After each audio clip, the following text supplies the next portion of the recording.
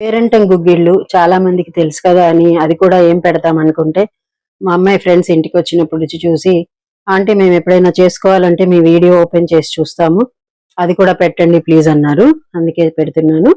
ఒక బాణలు పెట్టి స్టవ్ వెలిగించి ఒక 2 స్పూన్లు నూనె వేసి ఆవాలు, జీలకర్ర, మినపప్పు వేసుకుందాం.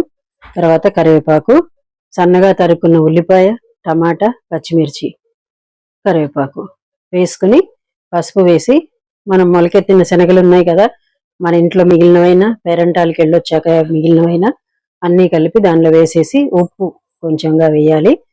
తర్వాత మగ్గించుకోవడమే మూత పెట్టి. కొంచెం నీళ్ళుగా పులుపు కోసం నేను టమాటా వేస్తున్నాను. చింతపండు నానబెట్టి రసం తీసి అది కూడా కొంచెం వేసుకోవచ్చు. చింతపండు ఎందుకని నేను టమాటా వేస్తున్నాను. లేదంటే ఇది కూడా వద్దు టమాటా కూడా అనుకుంటే ఆఖరిలో కొంచెం నిమ్మరసం పిండుకోవచ్చు. లేదంటే నా దగ్గర ఆమ్చూరు ఉంది, ఆమ్చూరు పొడి కూడా వేసుకోవచ్చు. పోపు వేగిపోయింది కాబట్టి మనం ఇంకా ఉల్లిపాయ టమాటా కూడా ఎక్కువగా ఉన్నప్పుడు ఉల్లిపాయ టమాటా వేస్తే ఒదుగవుతుంది. ఆల్రెడీ మేము కొంచెం మొలకలు వచ్చినవి ఉప్పు వేసుకొని ఉడకబెట్టుకొని తినేసాము.